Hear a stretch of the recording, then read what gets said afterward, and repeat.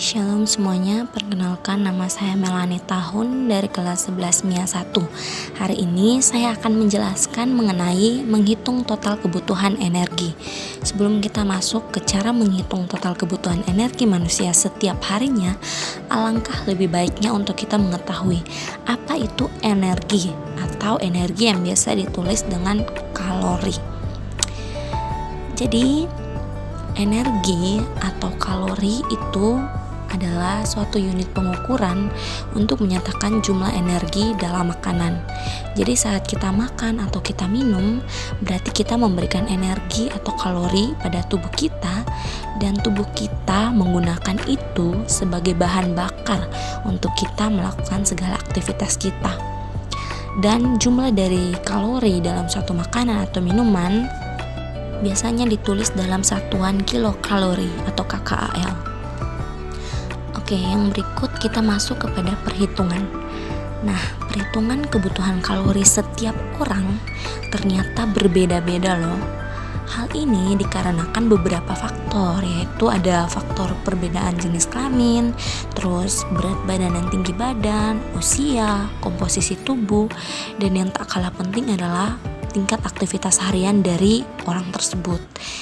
Kalau di Indonesia sendiri, kebutuhan kalori sudah dirangkumkan oleh Peraturan Menteri di dalam tabel angka kecukupan gizi atau AKG. Jadi AKG ini dibuat berdasarkan Peraturan Menteri Kesehatan nomor 28 tahun 2019. Dan berdasarkan tabel tersebut, kalori yang dibutuhkan adalah sebagai berikut. Yang pertama, untuk bayi dan anak. Nah, dari tabel AKG bayi dan anak di atas kita bisa lihat kalau pembagian kebutuhan kalori bayi dan anak itu dihitung berdasarkan perbedaan usia. Di atas ada 0 sampai 5 bulan, itu kebutuhan kalori per harinya 550 kilokalori, 6 sampai 11 bulan 800 kilokalori, dan seterusnya sampai 7 sampai 9 tahun. Nah, ketika kita melihat tabel tersebut, kita melihat perbedaan bahwa semakin besar anak tersebut, maka kalori yang dibutuhkan per harinya juga makin banyak. Nah, hal ini terjadi atau dikarenakan aktivitas dari anak tersebut. Ketika ia makin besar, maka aktivitas yang dilakukan makin banyak. Yang berikut kita melihat tabel AKG dari orang dewasa. Yang pertama adalah laki-laki. Seperti yang kita lihat, usia 10 sampai 12 tahun membutuhkan 2000 kilokalori per harinya, dan sampai seterusnya membutuhkan pertambahan kilokalori per harinya. Dan saat kita lihat di usia 30 sampai 49 tahun mulai ada penurunan kebutuhan kilokalori, yaitu dari yang awalnya 2650 kilokalori per harinya menjadi 2550 kilokalori, diturunkan lagi menjadi 2150 kilokalori, dan seterusnya. Nah, jadi kalau untuk orang dewasa ketika usia semakin tua, maka kebutuhan kilokalori per harinya juga makin berkurang. Apa penyebabnya sih? Mungkin kalian bertanya-tanya ya. Nah, hal ini dikarenakan ketika orang sudah makin lanjut usia, maka aktivitas fisik yang dilakukan per harinya itu juga berkurang, sehingga kalori yang dibutuhkan sebagai bahan bakar itu tidak terlalu banyak lagi.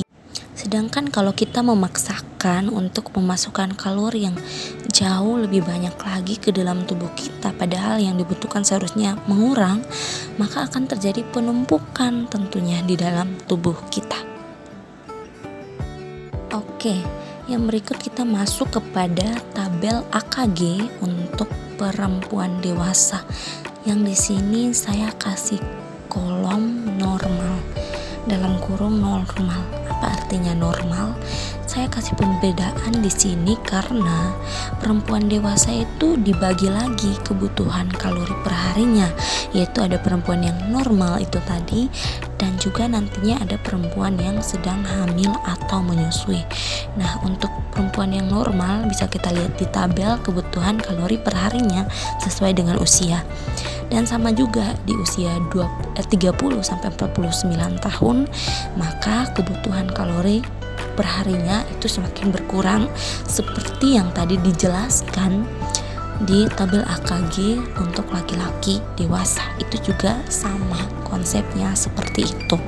Jadi kalau kelebihan maka akan terjadinya penumpukan sehingga bisa obesitas atau kelebihan berat badan dan juga menimbulkan penyakit-penyakit yang lainnya. Yang berikut kita masuk ke tabel AKG untuk perempuan yang sedang hamil atau menyusui. Seperti yang sudah dibilang tadi, kalau perempuan normal dan perempuan hamil dan menyusui ini dibedakan. Nah, kalau untuk perempuan yang hamil trimester 1 berarti kebutuhan kalorinya ditambah 180 kilokalori. Apa maksudnya ditambah? Jadi ditambah maksudnya di sini adalah dari kebutuhan kilokalori yang tadi yang perempuan normal tersebut, kayak misalnya usia berapa gitu, kebutuhan kalorinya 2050 kilokalori. Berarti kalau dia sedang hamil trimester 1 berarti ditambah 1800 kilokalori. Jadi totalnya berapa itu? 2050 ditambah 180 kilokalori. Begitu juga seterusnya hamil trimester 2, hamil trimester 3. Dan kalau untuk yang menyusui 6 bulan pertama ditambah 330 kilokalori per harinya, dan untuk yang menyusui 6 bulan kedua maka ditambah 400 kilokalori per harinya. Nah, tujuan dari ditambah ini adalah untuk memberikan asupan energi lebih, mendukung pertumbuhan bayi untuk yang ibu yang sedang hamil dan juga ibu yang sedang menyusui. Nah, selain mengacu pada tabel angka kecukupan gizi, kita juga bisa menghitung kebutuhan energi kita sendiri menggunakan 3 cara, yaitu rumus Harris-Benedict, rumus WHO, dan juga kalkulator kebutuhan kalori. Saya akan menjelaskan satu persatu mengenai 3 cara berikut. Oke, yang pertama adalah rumus Harris-Benedict. Jadi rumus Harris-Benedict untuk menghitung basal metabolic rate atau BMR pria adalah 66,5 ditambah 13,7 kali berat badan ditambah 5 kali tinggi badan dikurang 6,8 dikali usia. Sedangkan untuk wanita beda lagi.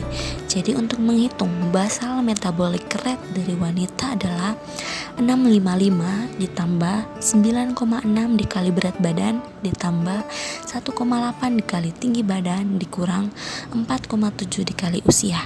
Nah, hasil dari penjumlahan tersebut nantinya dikalikan dengan faktor aktivitas fisik. Jadi faktor aktivitas fisik dari masing-masing orang itu juga sangat berpengaruh. Jadi hasil perhitungan dari basal metabolic rate hasilnya masih dikalikan dengan faktor aktivitas fisik, baru kita bisa mendapatkan hasil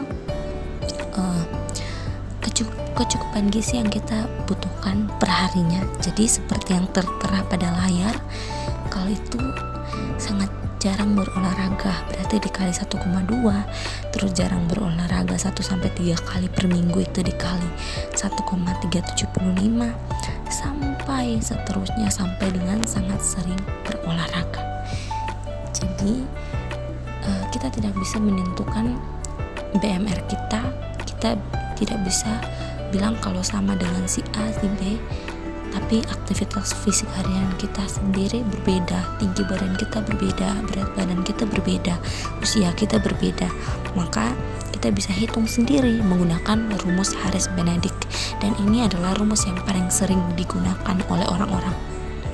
Oke, yang berikut ada rumus WHO. Nah, rumus WHO ini dikatakan lebih sederhana karena hanya dibagi berdasarkan usia. Jadi yang membeda-bedakan angka-angka di sini itu hanya karena usia. Jadi kalau kamu usianya 29 tahun sedangkan si A usianya 15 tahun, berarti cara menghitung BMR kamu dan si A itu angkanya juga akan beda kalau berdasarkan rumus WHO. Contohnya seperti yang tertera pada layar ini. Nah, jadi untuk kalian yang mau tahu lebih lanjut untuk usia kalian masing-masing, bisa langsung dicek di Google cara menghitung basal metabolic rate untuk usia kalian. Oke, cara yang terakhir adalah kalkulator kebutuhan kalori. Jadi, kalkulator kebutuhan kalori ini bisa kalian gunakan dengan cara mendownload aplikasi kalkulator pada Play Store atau App Store, dan juga kalian bisa menggunakan kalkulator online, menggunakan jejaring online, bisa cari di Google, pokoknya tentang kalkulator kebutuhan kalori untuk menghitung kebutuhan kalori kalian per harinya. Sekian dari saya, terima kasih, semoga bermanfaat.